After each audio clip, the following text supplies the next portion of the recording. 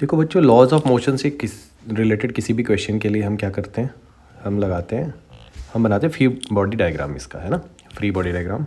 और मैंने आपको हमेशा बोला है कि 2 डायग्राम बनाओ फ्री बॉडी डायग्राम में, एक की जगह। ठीक है, तो चीज़ें बहुत क्लियर रहेगी, ध्यान से देखना आप। ये एक स्टोन को यहाँ आपने टाई कर दिया है, ठीक है, और इसको वर्टिकल सर्कुलर मोशन में आप ऐसा घुमा रहे हो।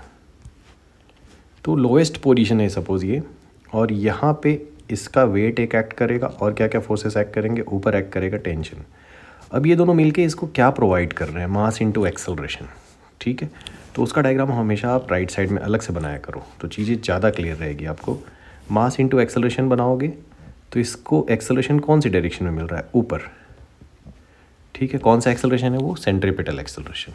तो इसकी इक्वेशन आपको बहुत क्लियर दिखेगी, tension minus M G equal to M A, और ए की जगह आप रखोगे M V square by R. ठीक है, और यहाँ रिवॉल्यूशन पर मिनट के फॉर्म में गिवन है, तो मैं एम ओमेगा स्क्वायर आर लिखूँगा। That is your answer. बस यहीं से बस टी की वैल्यू आपको निकालनी होती है और कैलकुलेशन करना होता है। तो अगर ये घूम नहीं रहा होता तो कितना टेंशन होता, एम जी, आप ऐसा भी समझो। ठीक है, अगर रोटेट नहीं करता तो सिंपली एम जी होता। ड्यू टू रोटेशन इतनी एक्स्ट्रा टेंशन जनरेट हो गई जो इसको सेंट्रीपिटल एक्सेलरेशन प्रोवाइड कर सके। तो बहुत सिंपल है। मास की वैल्यू है 900 ग्राम, तो यहाँ से मैं मास को कॉमन ले लेता हूँ, ये दोनों मासेस है ना, तो इसको मैं मास को कॉमन ले लेता हूँ। सो 900 के लिए आपने लिखा 0.9। ग्रेविटी की वैल्यू आपने ली 9.8, क्वेश्चन में मेंशन है इसलिए। देखो ओमेगा जो है वहाँ आरपीएम में लिखा हुआ है, मतलब रिवॉल्यूशन पर मिनट, और एम के यूनिट होती है रेडियन पर सेकेंड। तो देखो रिवॉल्यूशन पर मिनट, अब इसको मुझे रेडियन में कन्वर्ट करना है, तो एक रिवॉल्यूशन का मतलब तो 2 पाई रेडियन होता है, और पर मिनट का मतलब 60 सेकेंड्स। ठीक है, तो ये वैल्यू हो गई π/3।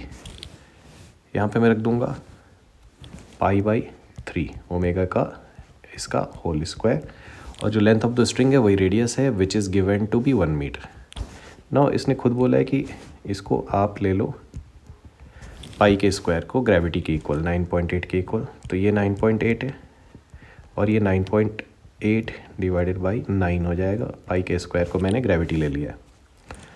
यहाँ से आपने कॉमन निकाला 0.9 इंटू 9.8, और जैसे ही आप यहाँ देखोगे 1 + 1/9 बचेगा, जिसको कि आप लिख सकते हो 10/9। इसलिए इसने ऐसा सेट किया हुआ है कि 0.9 इंटू 10 का मल्टीप्लिकेशन हो जाएगा 9, और ये 9 से पूरा हो जाएगा कैंसिल। बहुत डेटा अच्छे से सेट किया हुआ है ताकि आपको कोई प्रॉब्लम ना हो, और ये 9.8 न्यूटन आपका यहाँ से टेंशन आ जाता है, which is second option, that is your answer.